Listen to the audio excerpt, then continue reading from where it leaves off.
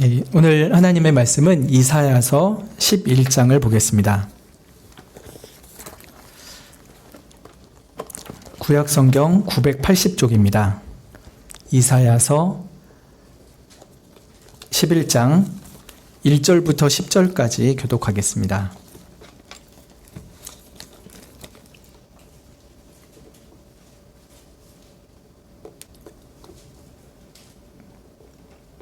이사야서 11장 1절부터 10절입니다. 한 절씩 교독하시고 10절은 함께 읽겠습니다. 이새 줄기에서 한 싹이 나며 그 뿌리에서 한 가지가 나서 결실할 것이요.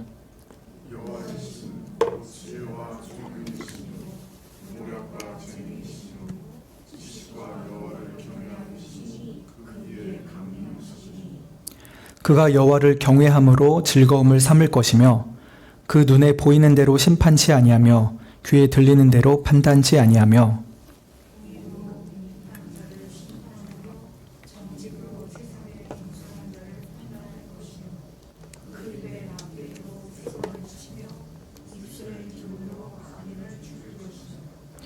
공의로 그 허리띠를 삼으며 성실로 몸의 띠를 삼으리라.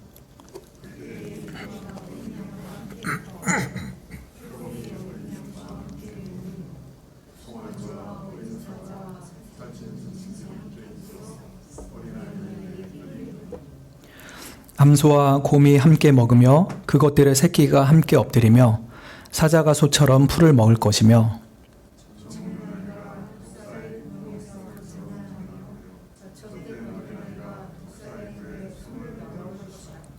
나의 거룩한 산 모든 곳에서 해됨도 없고 상함도 없을 것이니 이는 물이 바다를 덮음같이 여호와를 아는 지식이 세상에 충만할 것임이니라. 그날에 이새의 뿌리에서 한 싹이 나서 만민의 기후로 설 것이요 열방이 그에게로 돌아오리니 그 거한 곳이 영화로우리라. 아멘. 매일 성경의 진도를 따라서 이사야서를 살펴보았습니다.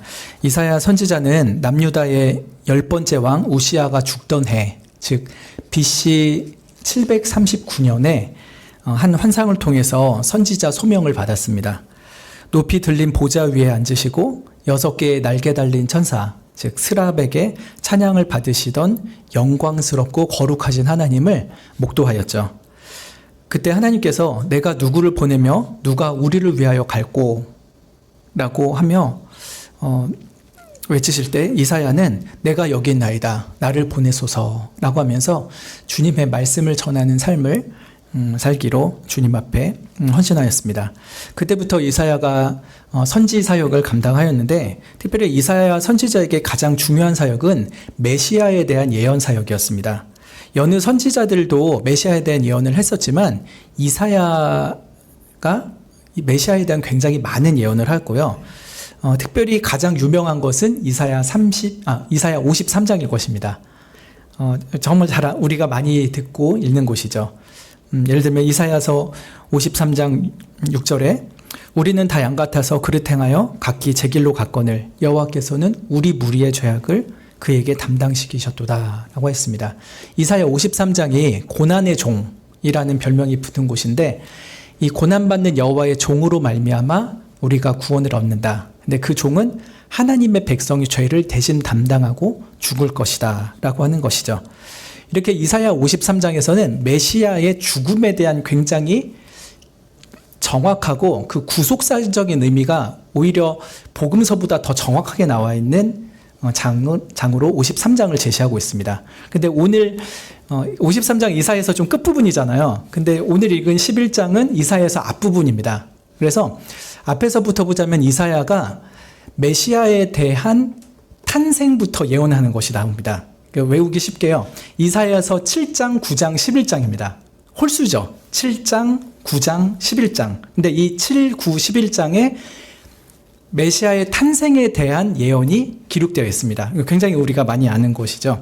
예를 들어 이사야서 7장 14절에는 보라 처녀가 잉태하여 아들을 낳을 것이요 그 이름을 임마누엘이라 하리라 라고 합니다. 이게 7장이고요. 9장에서는 이는 한 아기가 우리에게 낳고 한 아들을 우리에게 주신 바 되었는데 그 어깨는 정사를 메었고 그 이름은 기묘자라 모사라 전능하신 하나님이라 영존하신 아버지라 평강의 왕이라 할 것임이라 였습니다.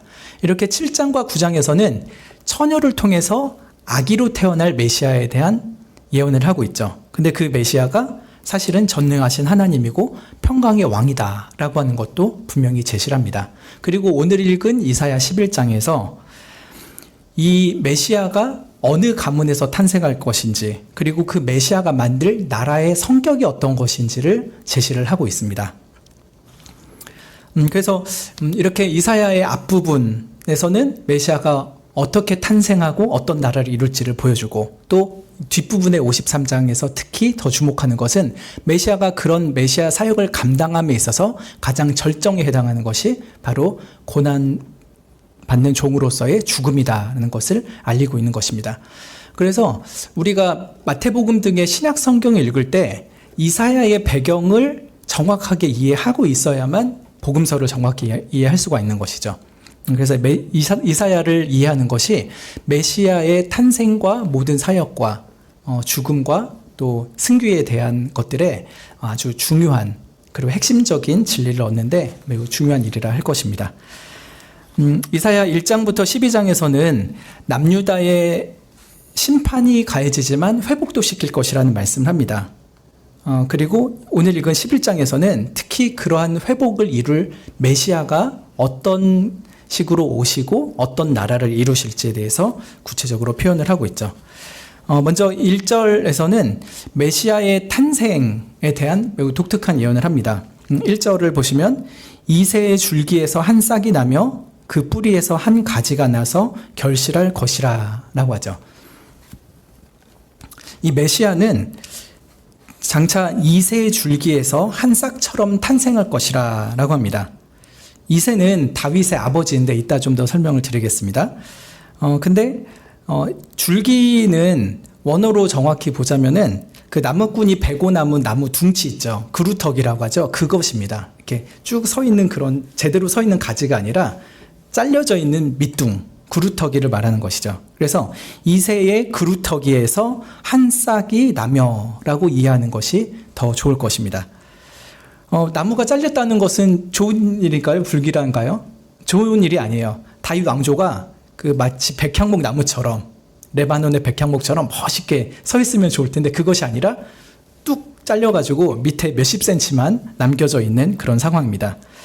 잘린 나무의 그루터기에서 이제 더 이상 이 나무는 끝이다, 아무 소망이 없다라고 할 법한 그 상황에서 놀랍게도 싱그러운 연녹색 어린 싹 하나가 빠꼼히 솟아날 것이라고 말씀하십니다. 이 나무는 글렀어, 더 이상 소망은 없어 라고 할 때 아주 초록색의 연한 잎이 하나, 싹이 하나 올라오는 것이죠.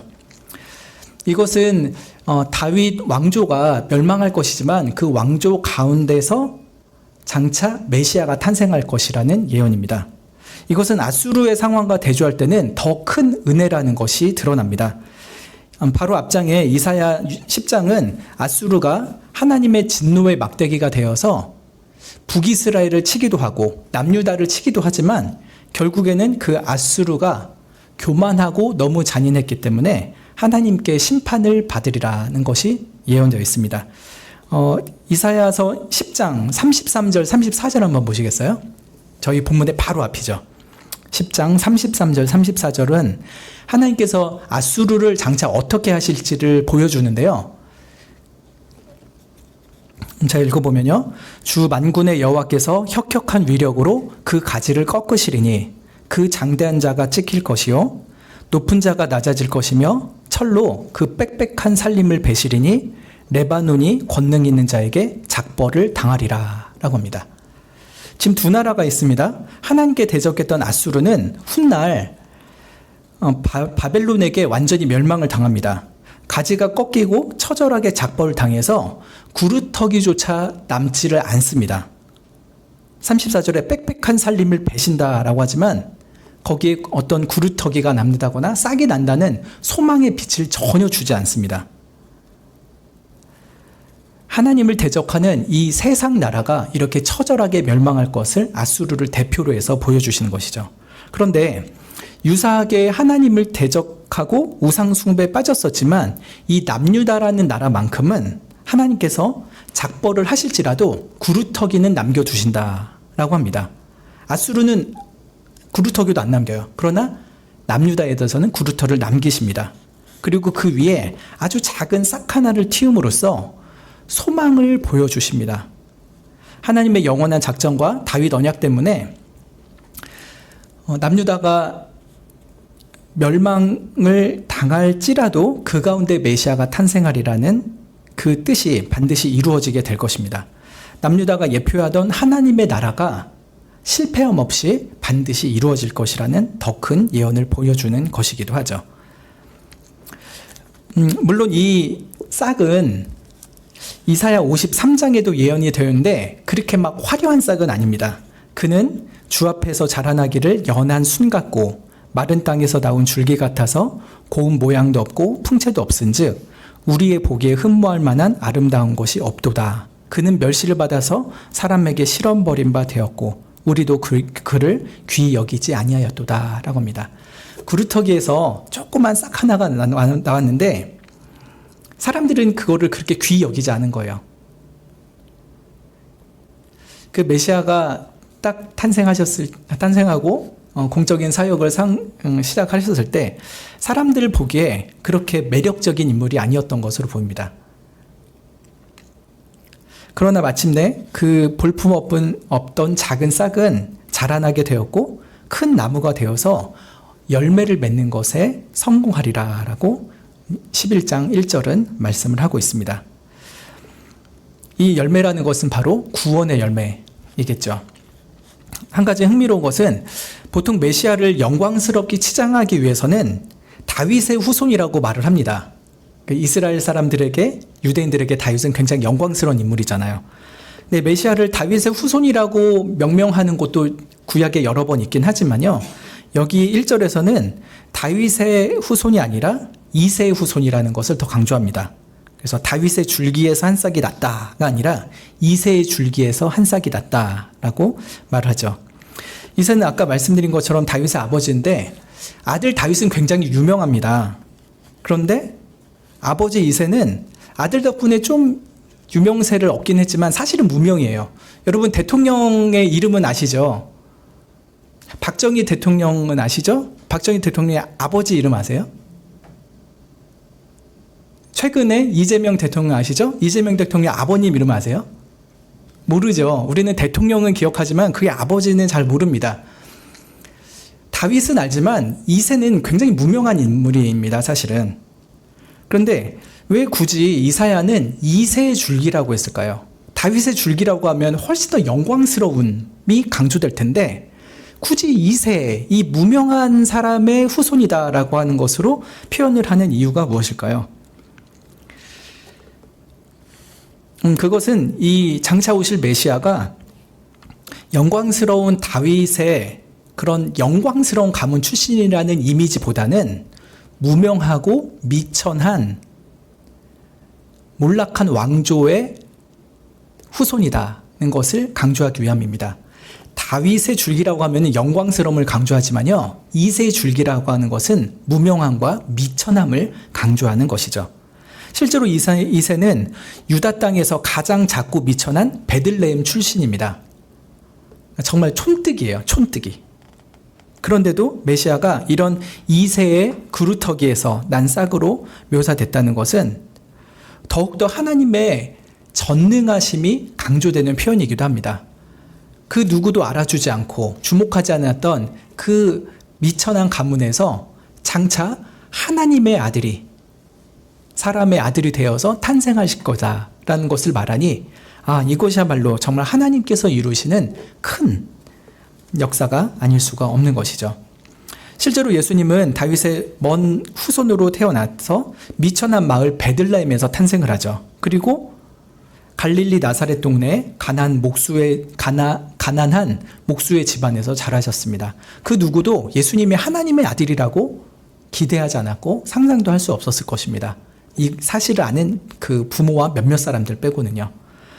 그러나 메시아는 이렇게 이새의 뿌리에서 자라난 한 가지요, 한 싹이지만 놀랍게도 이 싹이 거대한 나무가 되어서 풍성한 구원의 열매를 맺게 되었습니다. 마태복음 13장에 천국이 마치 겨자씨 한 알과 같다라는 비유가 있죠. 모든 씨보다 작지만 자란 후에는 나물보다 커서 나무가 되매 공중의 새들이 와서 그 가지에 깃들인다라고 했습니다. 정말 그 볼펜으로 점 하나 찍은 것만 같은 그 겨자씨 만한 것이 너무나도 크게 자라서 공중에 새들이 깃들일 만한 그런 것으로 자라는 것처럼 예수 그리스도께서 이루실 나라는 그가 너무나도 작은 한 싹으로 시작이 되지만 거대한 나무를 이루어서 정말 수많은 피조물이 그 가운데 거하며 깃들이고 안식과 평안을 누리게 할 그럴 분으로 오실 것입니다. 그래서 이사야 11장 1절에서 이새의 밑둥에서 한 싹이 난다라고 하는 것은 정말 미천하고 누구도 소망을 주지 않는 그 가문에서 몰락한 다윗 왕조 가운데서 하나님은 그의 작정과 다윗에게 주신 언약을 따라서 메시아를 주시고 그 메시아 한 분을 통해서 거대한 하나님 나라를 완성하시리라는 이 구속사적인 말씀을 이 한 절에다가 굉장히 함축적으로 집어넣은 것이죠. 이제 2절을 보면은 이 메시아가 굉장히 독특한 신분으로서 사역할 것을 제시를 합니다. 2절을 같이 한번 읽어볼까요? 시작. 여호와의 신, 곧 지혜와 총명의 신이요 모략과 재능의 신이요 지식과 여호와를 경외하는 신이 그 위에 강림하시리니. 장차 이새의 구루터기에서 날 싹에게는 여호와의 신, 성령이 임하실 것입니다. 이사야는 성령의 모든 특징은 아니고 중요한 6가지 특징을 2개씩 묶어가지고 표현을 하죠. 먼저 지혜와 총명의 신이라고 합니다. 성령 하나님께서는 지혜와 총명의 신입니다. 지혜와 총명이라는 것은 어떤 사안의 외면뿐만 아니라 그 속에 감추어진 본질까지도 꿰뚫는 통찰력이죠.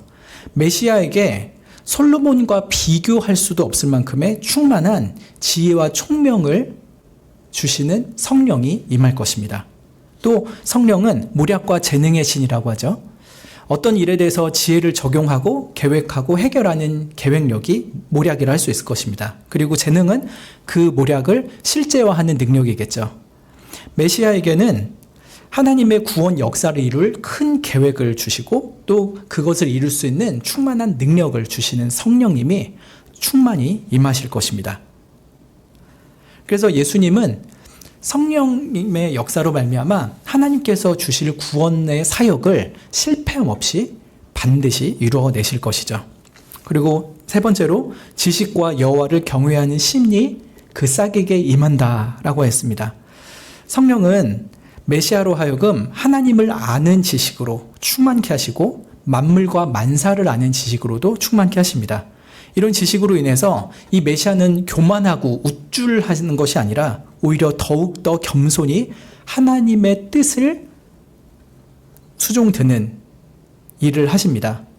여호와를 경외하는 마음으로 충만하여서 하나님을 알고 하나님의 뜻을 아는 만큼 그대로 온전히 수행할 것이죠. 이렇게 지혜와 총명의 신, 모략과 재능의 신, 지식과 여호와를 경외하는 신인 성령이 예수 그리스도께 충만하게 임하였기 때문에 예수님은 하나님께 받은 모든 구속자의 사역을 1%의 실패함도 없이 완전하게 이루실 분이 되는 것입니다. 예수님의 완전한 신성만을 생각해 보자면은 이미 성자는 성령으로 충만하신 분이죠. 새 위격 간에 완전히 하나 되시고 또 신적인 교통으로 인해서 성령이 성자 예수님에게 따로 임할 필요 없이 서로 너무나도 아름다운 조화와 연합을 이루고 계신 분입니다. 신성만 생각하자면요. 그렇지만 예수님이 앞으로 인성을 입게 되시죠. 인간으로서는 신과 같은 그런 완전성이 없습니다. 인간은 연약하고 부족함이 많이 있죠. 그렇기 때문에 예수님의 신성이 아니라 예수님의 인성을 생각하자면은 반드시 성령의 충만함이 필요했던 것입니다. 그래서 실제로 예수님이 인간으로 태어나시고 30여 년 후 공생애를 시작하실 때 제일 먼저 하셨던 것은 세례를 받으신 것이었죠. 세례를 받을 때 무엇이 있었습니까? 예수님께서 물에서 올라오실 때 하늘이 열렸고요. 하나님의 성령이 비둘기같이 내려서 예수 그리스도께 충만하게 임재하셨습니다. 요한복음 3장 34절에서는 하나님이 성령을 한량 없이 주셨다라고도 표현이 되어 있습니다. 그리고 예수님 스스로도 자신에게 성령이 충만히 임하셨다라고 하는 것을 말씀하셨죠. 누가복음 4장에서 예수님이 자라나신 고향 나사렛의 한 회당에 오셨을 때 예수님이 이사야서 61장을 인용해서 이렇게 말씀하셨습니다. 주의 성령이 내게 임하셨으니 곧 가난한 자에게 복음을 전하게 하시려고 내게 기름을 부으시고 나를 보내사 포로된 자에게 자유를 눈먼 자에게 다시 보게 함을 전파하며 눌린 자를 자유롭게 하고 주의 은혜를 전파하게 하려 하심이라 하였더라.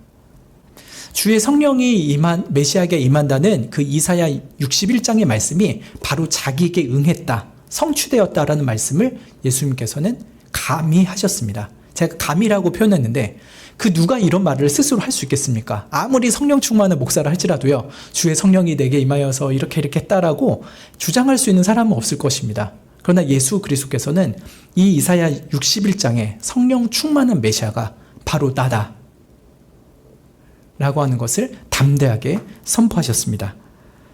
또 사도행전 10장에서 베드로 사도가 고넬료에게도 이런 말씀을 합니다. 하나님이 나사렛 예수에게 성령과 능력을 기름 붓듯 하셨음에 저가 두루 다니시며 선한 일을 행하시고 마귀에 눌린 모든 자를 고치셨으니 이는 하나님이 함께 하셨음이라. 이렇게 이사야 11장 2절에 여호와의 신이 장차올 메시아에게 임한다라는 예언은 신약 성경을 통해서 충분히 성취가 되었음을 우리가 알 수가 있는 것이죠. 이제 세 번째로는 3절부터 다시 이사야서 11장 3절부터 5절로 오시면 메시아의 특별한 통치 원리에 대해서 설명을 합니다. 어떤 정부가 들어서면 그 정부는 통치 철학이 있습니다. 그 철학에 맞추어서 법을 만들고 행정적인 처리를 하고 또 사법적인 판단도 하죠. 마찬가지로 예수 그리스도께서 한 나라를 이루실 때 예수 그리스도의 통치 철학이 있고 통치 원리가 있는 것이죠. 그러면은 그 장차 오실 메시아가 이루실 나라의 통치 원리는 과연 무엇인가? 그것을 알려주는 것이 바로 3절부터 5절인 것입니다. 먼저 3장 1절에 그가 여호와를 경외함으로 즐거움을 삼을 것이라 라고 했습니다. 예수 그리스도께서는 하나님께 위임받은 나라를 통치하실 것입니다. 그런데 그 하나님의 나라를 통치하실 때 자기 마음대로 하시는 것이 아니라 하나님의 뜻대로 하는 것을 가장 즐거워하십니다. 왜냐하면 그 메시아는 하나님을 경외하는 것이 자기 자신의 삶의 진정한 즐거움이기 때문입니다. 하나님의 뜻이 이거라고 한다면 그것을 행할 것이요, 하나님의 뜻이 저것이라면 제가 저것을 행할 것입니다. 제가 하나님을 경외하고 하나님을 사랑합니다. 그것이 저의 유일한 즐거움입니다 하는 마음으로 살고 있기 때문에 이 메시아는 하나님의 뜻대로만 하나님의 나라를 통치하실 것입니다. 그래서 이 메시아로서의 통치, 특별히 왕으로서의 통치는 여느 인간 왕들과는 확연히 다를 것입니다. 메시아의 왕됨과 가장 엇비슷하게 했던 왕이 누구겠습니까? 구약시대 다윗 왕조 중에? 아마 다윗일 것 같아요. 그리고 초기 솔로몬 정도인데 그 이후의 왕들은 좀 여러 아쉬움들이 많이 있죠.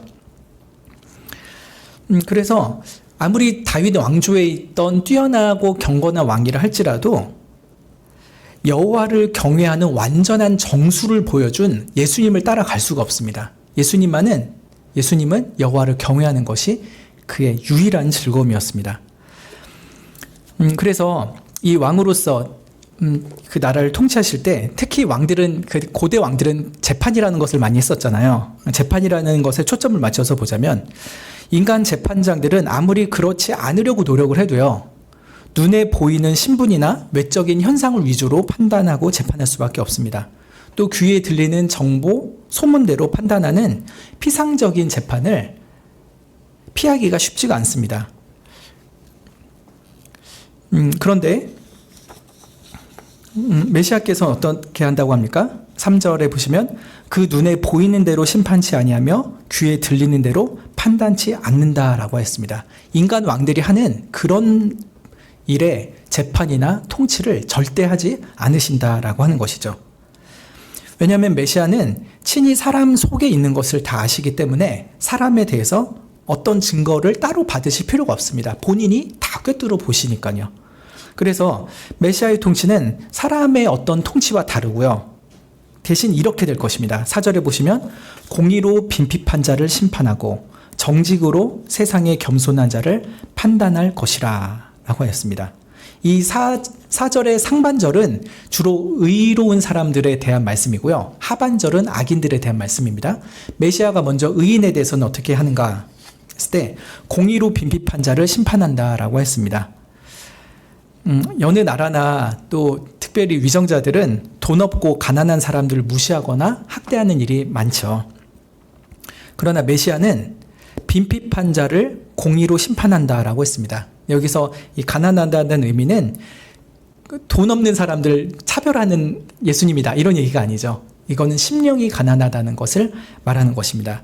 즉 하나님 앞에 자신 있게 내놓을 선함이 하나도 없고 자기의 의가 그저 더러운 옷과 같을 뿐임을 깨달아서 상하고 통해하는 심령으로 나오는 심령이 가난한 자들, 그런 자들을 내어쫓지 않으시고 그들의 죄를 기꺼이 용서하시며 그의 순결한 의의 옷을 입혀주시는 그런 메시아일 것입니다. 그래서 심령이 가난한 자가 오히려 하나님의 공의로 말미암아 죄의 용서함을 받고 죄의 의롭다함을 받을 수 있는 그런 나라가 메시아가 다스리는 나라가 되는 것이죠. 그래서 심령이 가난한 자는 그 나라가 소망이 됩니다. 나같이 의가 없는 사람도 되나요? 저같이 썩을 죄인도 그 나라에 들어갈 수 있나요? 질문할 때 그럼 이 나라는 너를 위한 나라란다. 빈핍한 자를 구원하는 나라란다 라고 하면서 기쁘게 죄인들을 영접해 주실 나라입니다. 또 정직으로서 세상의 겸손한 자를 판단할 것이라 라고 했죠. 정직이라는 것은 똑바름, 올바름을 말하죠. 이 땅에서 영적으로 겸손한 자들 또 온유한 자들을 올바르게 헤아리시고 구원의 손길을 내어미시고 구원하시는 그런 메시아가 오실 것이라 라고 말합니다. 한마디로 메시아가 만들 나라는 참회하는 죄인들을 구원해 주시는 나라라 라고 할 수 있을 것입니다. 그러나 4절 하반절에 보면은 악인들에 대해서는 매우 혹독한 나라가 될 것입니다. 끝까지 여호와와 그의 기름 부으신 아들에게 입맞추지 않고 대적하고 이웃에게 강포를 행하는 자들에게는 메시아가 매우 무서운 심판을 내리실 것입니다. 그의 입의 막대기로 세상을 치며 입술의 기운으로 악인을 죽이실 것이라 라고 하죠. 예수 그리스도 장차 오실 메시아의 입에 막대기가 있습니다. 입에 막대기를 물고 있는다는 건지 입이 막대기와 같은 작용을 한다는 건지는 문학적인 표현이니까 좋으실 대로 상상을 하셔도 좋을 것 같습니다. 그러나 그 분명한 그 의미는 무엇입니까? 예수 그리스도께서 그의 입술에서 나오는 말씀을 통해서 악인들을 반드시 심판하신다라고 하는 것이죠. 히브리서 4장 12절에 하나님의 말씀은 살아있고 운동력이 있어서 좌우에 날선 어떤 검보다도 예리하여 혼과 영과 관절과 골수를 찔러 쪼개기까지 하며 또 마음의 생각과 뜻을 감찰한다라고 했습니다. 하나님의 말씀이 예수 그리스도의 입에서 선포될 때 그것은 세상에 있는 어떤 검보다도 가장 예리하여서 사람들의 영혼의 그 깊은 곳까지 다 찌르고 쪼개어서 밝히 드러낼 것입니다. 특별히 죄에 대해서 가만히 두지 않고 반드시 처절한 응징을 하실 것이죠. 메시아가 이렇게 말씀의 검으로 악한 세력을 무찌른다는 것은 예수님께서 이 땅에 처음 오셨을 때부터 시작이 되지만 특별히 마지막 재림 시에는 그 심판이 가장 혹독하고 처절하게 완성이 될 것입니다. 데살로니가 후서 2장 8절에 그때 불법한 자가 나타나리니 주 예수께서 그 입의 기운으로 저를 죽이시고 강림하여 나타나심으로 패하시리라 라고 했습니다. 예수 그리스도께서 그 입의 기운으로 불법한 자를 죽인다라고 말씀하시죠. 주변에 보면 그 말에 힘이 굉장히 센 사람 있잖아요. 한마디를 해도 약간 설교 때 쓰기는 그렇지만 그 말빨이 엄청 센 사람 있잖아요. 사람의 기를 팍 죽이고 그 사람이 무슨 말을 하면은 감히 대꾸하기도 무서워지는 그런 식의 사람이 있습니다. 그 입의 기운이 너무 거센 사람들이 있습니다. 근데 악한 사람들의 입의 기운이 아니라요, 이 예수 그리스도께서의 입의 기운이라는 것은요, 매우 선합니다. 매우 의롭습니다. 그리고 참됩니다. 그래서 자신의 죄로 인해서 주저앉아 있는 이들에게는 그 입의 기운으로서 생명을 불어넣으시고 얘야 죽었다 하지 말아라. 내가 너를 살리노라 하면서 죽은 영혼을 되살리는 생명의 기운을 불어넣으시죠. 그러나 악인에 대해서만큼은 예수 그리스도의 입의 기운이 너무나도 무서워서 그 악인들을 반드시 죽음으로 응징하실 것입니다. 그래서 요한계시록 1장 16절에도 예수 그리스도의 입에서 좌우에 날선 검이 나온다고 했습니다. 또 요한계시록 19장 15절에서는 백마 타고 오실 메시아께서 그 입에서 날카로운 검이 나온다라고 했습니다. 그것으로 만국을 치고 친히 저희를 철장으로 다스리고 심판하신다는 말씀이 있죠. 예수 그리스도께서 그 입의 막대기로, 그 입의 기운으로 악인들을 반드시 심판하시고 세상을 진멸시키실 것입니다. 그래서 이 예수 그리스도의 장차 오실 메시아가 이루실 나라의 성격은 크게 두 가지로 나눠지는 것이에요. 아무 소망이 없어 오직 하나님의 자비만을 구하며 오는 심령이 가난한 자들에게는 참 생명을 주고 끝까지 하나님께 대적하는 자들에게는 처절한 응징을 하시는 그런 나라인 것이죠. 5절에 이런 나라의 성격을 또 다른 방식으로 정리를 합니다. 공의로 그 허리띠를 삼으며 성실로 몸에 띠를 삼으리라. 메시아의 통치 원리는 아까 4절에 있는 것처럼 공의, 정직이라고 했죠. 또 5절에서도 공의, 성실이라고 나타나 있습니다. 예수 그리스도께서 오실 때 그 하나님의 공의의 통치를 반드시 드러내시고 그리고 그 일을 반드시 신실하게 이루어내실 것입니다. 공의와 성실로 악한 원수들과 싸우고 하나님의 나라를 반드시 완성하실 것이죠. 우리 왕이나 대통령이 매사에 불의하고 매사에 불성실하다면은 참 백성들이 불행하죠. 왕으로 인해서 기뻐하기보다는 왕 때문에 근심하고 걱정합니다.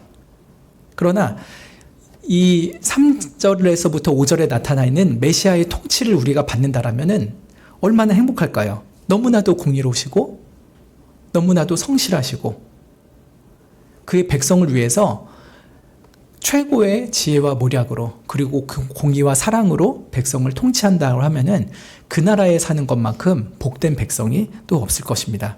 우리가 그런 나라의 백성으로 부름받았다는 것이 얼마나 큰 은혜인지 모르겠습니다.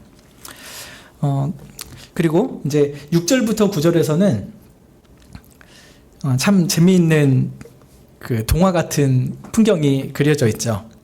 어렸을 때 저 주일학교 때 사막에 샘이 넘쳐 흐르리라 이런 찬양을 했던 것이 기억이 나는데 바로 이 이사야서 말씀을 모티브로 했던 찬양이었던 것으로 기억이 됩니다. 6절부터 8절의 말씀 제가 한번 읽어보겠습니다. 메시아가 통치하는 메시아의 나라의 모습이 어떤가, 그 풍경이 어떤가를 보여주는 것이죠. 그때 이리가 어린 양과 함께 거하며 표범이 어린 염소와 함께 누우며 송아지와 어린 사자와 살찐 짐승이 함께 있어서 어린 아이에게 이끌린다. 암소와 곰이 함께 먹고 그것들의 새끼가 함께 엎드리며 사자가 소처럼 풀을 먹을 것이며 젖먹는 아이가 독사의 구멍에서 장난하며 젖된 어린아이가 독사의 굴에 손을 넣을 것이라. 참으로 평화롭고 목가적인 모습이죠. 아마 에덴 동산의 모습이 이러지 않았을까 상상이 됩니다. 근데 첫째 아담의 첫 범죄로 말미암아 아담과 하와의 후손으로 태어날 모든 인류가 저주를 받았고 또 에덴 동산도 모든 동식물도 저주를 받았습니다. 심지어 온 우주와 온 피조물이 함께 저주를 받게 되었죠. 그래서 아담의 첫 범죄로 인해서 삼위일체 하나님의 그 고유하고 본질적인 관계 외에 이외의 모든 관계는 다 파괴가 됐습니다. 성부, 성자, 성령 하나님이 영원 전부터 가지고 계셨던 이 삼위만의 관계, 이거 외에 모든 관계는 다 파괴되고 부서지게 된 것이죠. 그래서 먼저는 하나님과 사람과의 관계가 파괴가 되었고요. 사람과 다른 사람과의 관계가 파괴되었습니다. 사람과 자기 자신과의 관계도 파괴가 되었죠. 사람과 다른 동식물, 피조물과의 관계도 파괴가 됐고요. 피조물과 피조물과의 관계도 파괴가 됐습니다. 그래서 모든 관계들이 평화의 관계에서 적대적인 관계로 돌변하게 되었죠. 그래서 인류는 태어나면서부터 죽을 때까지 다른 사람들과의 갈등 혹은 혹독한 주변 환경에 대한 투쟁으로 살다가 평안을 모른 채 죽을 수밖에 없는 지경에 이르렀습니다. 그러나 둘째 아담이신 메시아가 이 모든 적대적 관계를 다시 평화의 관계로 회복시켜 가십니다. 죄로 인한 저주가 물러가고 모든 관계에서 사랑과 평화가 회복되기 시작합니다. 특별히 예수 그리스도의 재림으로 말미암아 새 하늘과 새 땅이 창조됨으로 이러한 평화가 완성될 것을 성경은 말을 하죠. 여러분, 새 하늘과 새 땅을 창조하신다라는 말씀을 성경 어디서 보시죠? 제일 잘 아시는 부분이 어디죠? 보통은 요한계시록 21장입니다. 그런데 놀랍게도요, 새 하늘과 새 땅이라는 이 계시가 성경 66권의 마지막 책에 나타난 게 아니라요, 이사야서에서 처음 등장합니다. 이사야서 65장 17절에 보라, 내가 새 하늘과 새 땅을 창조하리라 라고 말씀합니다. 참 놀랍죠? 새 하늘과 새 땅에 대한 얘기가 계시록 맨 끝에, 성경 맨 끝에 얘기된 게 아니에요. 이미 이사야를 통해서 하나님께서 봐라, 장차 남유다가 멸망할 것이고 이 나라가 포로로 끌려갈 것이지만 내가 이 남유다를 회복시킬 것이야. 그리고 남유다만 회복되는 것이 아니라 내가 온 세상과 온 우주를 회복시킬 것이야. 그래서 새 하늘과 새 땅을 내가 창조할 거야. 봐라 라고 합니다. 보라, 내가 장차 새 하늘과 새 땅을 창조하리라. 그 약속을 이사야 때부터 주신 거예요. 근데 그 새 하늘과 새 땅을 누구를 통해서 만드십니까? 바로 이새의 그루터기에서 나는 한 싹, 여호와의 신이 충만하신 메시아, 그를 통하여서 이 세상을 만드실 것이죠. 6절과 8절은 그날의 모든 관계들이 이루어질 완전한 평화를 아주 그 약육강식의 피비린내 나는 동물 세계에서 초점을 맞추어서 묘사를 합니다. 인간의 죄로 인해서 사나워졌던 이리가 어린 양을 찢어 먹지 않고요, 같이 삽니다. 표범이 어린 염소 옆에 들어 누워서 코를 골면서 잡니다. 송아지와 사자와 살찐 짐승이 함께 있다가 그 동이같이 어린아이가 야 가자, 놀러 가자 이러면은 같이 쫄랑쫄랑 따라갑니다. 7절에 암소와 곰이 함께 풀을 뜯어 먹고요, 그 평화가 세대의 세대를 이어갑니다. 그래서 그 짐승들의 새끼들까지도 함께 누워서 지내죠. 맹수의 왕 사자가 초식 동물처럼 소처럼 풀을 뜯어 먹기도 합니다. 8절에 옛적부터 뱀과 여자의 후손은 철천지 원수지간이었죠. 그러나 그 뱀과 사람 간의 원수지간이 해소가 되고요, 어린아이가 독사 굴에 손을 넣고 장난쳐도 독사는 물질 않습니다. 약육강식의 세계가 아니라 서로의 차이를 인정하고 서로의 다름 가운데서도 서로를 사랑하고 조화롭게 살아가는 그 나라가 펼쳐질 것이라 라고 하는 것이죠. 그럼 천국에서 이런 장면을 보게 될까요? 이게 해석이 되게 쉽지가 않아요. 천국에는 과연 이런 동물들이 살고 있는가? 천국은 동물은 없는가? 그래서 이사야 6절부터 9절을 문자 그대로 해석한다면 천국엔 동물이 산다고 볼 수 있을 것 같고, 이거는 어떤 비유다라고 해석한다면 천국에 동물이 있다라고 딱 확정 짓기는 쉽지는 않겠죠. 전 잘 모르겠습니다. 잘 모르겠는데 정말 모르겠어요.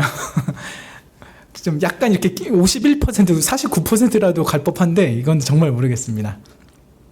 근데 그냥 바라기는, 그냥 개인적으로 바라기는 다양한 동물이 있으면 더 재밌을 것 같긴 합니다. 네. 뭐 실제가 될지는 모르겠고요. 근데 칼빈과 여러 주석가들이 굉장히 재밌는 해석을 합니다. 6절부터 9절에 있는 이 모습을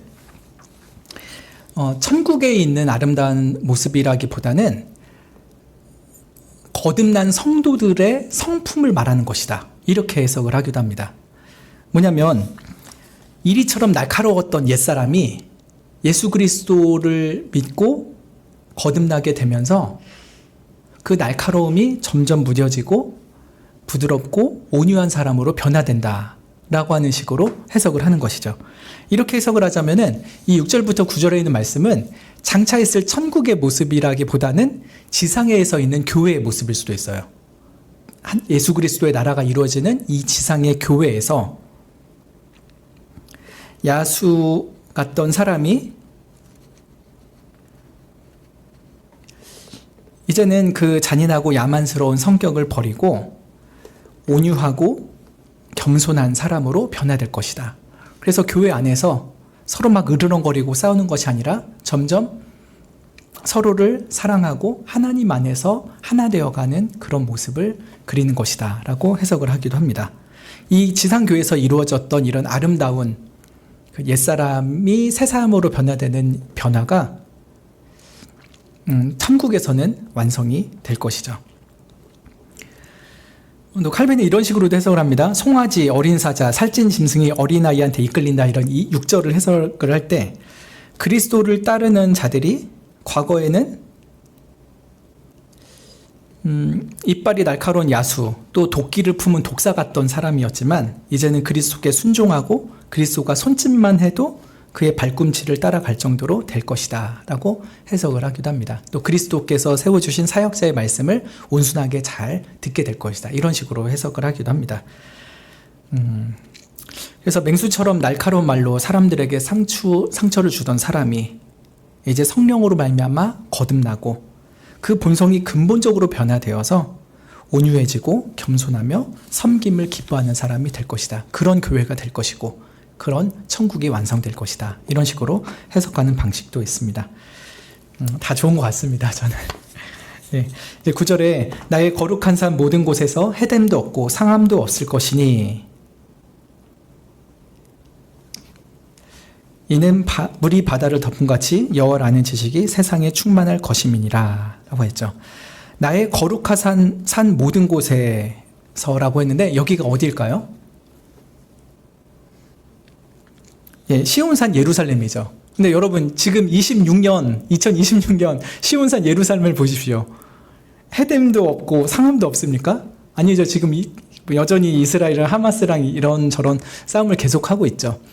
그래서 이 거룩한 산, 시온산 예루살렘이 그 정말 물리적으로 예루살렘에 있는 그 공간을 말하는 것이 아니라 하나님께서 임재하시고 은혜를 주시는 교회를 의미하는 것이죠. 이 세상에 하나님께서 임재하시고 또 그의 은혜를 베푸시는 이 교회가 있고요. 그리고 저 세상에서는 하나님의 천국을 의미하는 것으로 볼 수 있을 것입니다. 그래서 여호와의 거룩한 산, 모든 곳, 즉 지상의 교회, 그리고 천상의 천국에서는 해됨도 없고 상함도 없게 될 것입니다. 물론 지상의 교회에서는 성도들의 불안정성으로 인해서 때로는 갈등도 있고 싸움도 있고 다툼도 있습니다. 그렇지만 그리스도께서 결국 이 교회 가운데서도 거룩과 평화의 일을 완전히 이루어내실 것입니다. 왜 그런가? 그 9절 하반절에 이는이라고 할 때 이건 왜냐하면이라고 이해하면 되시겠죠? 왜냐하면 물이 바다를 가득히 덮음같이 여호와라는 지식이 세상에 충만할 것이기 때문이다 라고 합니다. 지금 저희 교회는 물이 바다 덮음같이 여호와라는 지식이 충만한가요? 예, 그러지 않고 지상의 어떤 교회도 그럴 수는 없습니다. 그러나 좀 정도의 차이가 있어서 하나님의 지식이 10%만 있는 교회도 있고 90% 있는 교회도 있긴 하겠죠. 조금씩 다르겠지만 결국은 여호와라는 지식이 그 교회에 점점점 채워져 가면서 그 여호와께서 거하시는 곳에는 해됨도 없고 상함도 없을 것이라 라고 합니다. 하나님을 아는 지식만큼 교회가 평화롭습니다. 교회가 다툰다, 싸움이 있다, 그거는요 그 사람의 성격의 문제일 수도 있고 옛사람의 본성이 남아있어서 그럴 수도 있다, 여러 가지로 말할 수 있겠지만요 굉장히 근본적인 이유는 여호와를 아는 지식이 부족하기 때문입니다. 하나님이 얼마나 노하기를 더디하신 분인지, 얼마나 은혜로우신 분인지, 얼마나 자비로우신 분인지를 우리가 인격적으로 안다면 우리도 서로에게 그러겠죠. 서로에게 노하기를 더디하고 인자하고 서로 자비롭게 대하겠죠. 하나님을 인격적으로 아는 지식이 있는 만큼 교회 가운데 해됨도 없고 상함도 없을 것입니다. 근데 지상에는 그것이 완성되지 않기 때문에 우리는 이런저런 다툼이 있죠. 그렇기 때문에 우리가 더욱더 기도해야 될 것입니다. 하나님, 이 교회가, 성가교회가 또 한국교회가 여호와를 아는 지식으로 충만케 해주십시오. 물이 바다를 덮는 것처럼 이 교회가 하나님을 아는 지식으로, 그 인격적인 사랑을 아는 지식으로 가득 차게 하시사 우리가 진정 하나님을 사랑하고 서로를 사랑하는 곳이구나, 사랑의 공간이구나 라는 것이 드러나게 해주시오 라고 하는 것이 우리의 큰 기도가 되어야겠죠. 그러나 이것이 지상에선 완전히 않지는 않을 것이고 천국에선 그게 완전히 이루어질 것입니다. 왜 그래요? 천국에서는 우리가 하나님을 온전히 알게 되리라고 말씀을 하시잖아요. 그래서 여호와라는 지식이 우리 가운데 충만해지는 곳이기 때문에 그곳에서는 서로 결코 해함도 상함도 없이 서로 완전히 사랑하고 완전히 하나 되는 그런 곳이 될 것입니다. 서로가 너무 사랑스러워서 좋은 것이죠. 요새 유행하는 노래 하나 있습니다. 네가 좋아, 네가 좋아, 네가 예뻐서 좋아, 이런데 네가 이뻐서 좋아, 좋아 죽겠어 이러거든요. 천국에 가면요 우리는 서로가 네가 좋아, 네가 좋아, 네가 이뻐서 좋아, 네가 사랑스러워서 좋아, 네가 이뻐 죽겠어 그럴 것 같아요. 근데 죽겠다는 말은 아마 안 할 거고요. 네가 너무 이뻐서 살겠어. 이런 식으로 천국에서 서로를 향한 사랑의 노래를 부르게 될 것입니다. 왜 그럽니까? 여호와를 아는 지식 때문에 그래요. 마지막으로 10절 읽고 마치겠습니다. 그날에 이새의 뿌리에서 한 싹이 나며 만민의 기후로 설 것이요 열방이 그에게로 돌아오리니 그 거한 곳이 영화로우리라. 어떻게 이런 메시아의 나라가 이루어질 것인가? 그 과정을 설명하는 것이 10절입니다. 뭐냐면 이새의 뿌리에서 한 싹이 나서, 이건 이해가 되실 거고요. 다음에 만민의 기후로 설 것이라는 것은, 기호는 깃발이에요. 세상 모든 사람들이 볼 수 있는 높이 솟은 깃발이 될 것이라는 겁니다. 누가요? 예수 그리스도께서요. 그리스도께서 높이 들리셔서 세상 모든 사람들이 예수 그리스도를 보게 될 것입니다. 그리고 열방이 그에게로 돌아오게 될 것이라 라고 했죠. 그래서 예수 그리스도가 어떻게 이 메시아의 나라를 이루실 것이냐, 하나님 나라를 완성하실 것이냐라고 했을 때 중요한 과정이 있으니 그것은 바로 예수 그리스도께서 높이 들리는 것입니다. 높이 들리는 게 어떤 방식인가요? 십자가입니다. 예수님께서 요한복음 3장에서 말씀하셨죠. 광야에서 불뱀에 물린 자들을 위해서 장대 위에 놋뱀이 높이 들렸던 것처럼 자신이 높이 들릴 것이다. 즉 예수 그리스도께서 십자가 나무 위에 높이 매달리시고 만민에게 깃발이 되실 것입니다. 나를 믿으라. 죄범한 자들아 내게로 돌아오라. 내가 너희를 쉬게 하리라. 영원한 천국의 안식으로 너희들을 데려가리라 라고 하면서 십자가에서 높이 들리십니다. 그 십자가의 죽음이 반드시 있어야만 열방이 주께로 돌아와 구원을 받게 되는 것이죠. 이사야서 11장 굉장히 너무 함축적인 이야기가 많이 있습니다. 그냥 간략하게 봤는데 이런 말씀을 곱씹으시면서 메시아가 어떻게 탄생하실지, 즉 미천한 집안에서 태어나시나 그것 또한 다윗 언약의 성취라는 것을 생각하시면 좋겠고, 메시아에게는 둘째로 여호와의 신이 충만하시다는 것, 그리고 세 번째로 메시아가 이루실 나라가 공의와 성실로 이루어질 것이라는 것, 그리고 그 나라를 이룬 결과 너무나도 아름다운 평화와 사랑이 넘칠 것이라는 것, 마지막으로 그 나라를 이루기 위해서 예수 그리스도가 높이 들려야만 한다는 것, 십자가의 죽음을 거쳐야만 한다는 것을 보았습니다. 말씀을 깊이 묵상하시면서 장차 올 하나님의 그 나라를 소망하면 좋겠습니다. 평강의 왕이 만드실 평강의 나라, 그 나라에 들어가기를 간절히 소망하고 또 그 나라에 들어오게 해주신다는 약속을 굳게 붙잡으며 남은 생을 주 앞에 믿음으로 살아가면 좋겠습니다. 기도하고 마치겠습니다. 고통과 한숨이 가득한 이 땅 위에서 하루하루를 그저 버티며 살아갑니다. 아무 소망 없는 인생을 그저 연장하며 살아가는 것이 아니라 평강의 왕으로 오실 예수 그리스도께서 이루실 평강의 나라를 소망하면서 남은 생을 살아가기를 원합니다. 이 땅의 많은 한숨 속에서도 오히려 하나님을 향한 찬양이 솟아나오게 하여 주시고, 서로 반목하고 갈등하는 가운데서도 오히려 우리를 서로 사랑하고 용서하며 부둥켜 안게 하실 천국을 소망하는 우리가 되게 하여 주시기를 간절히 바라옵나이다.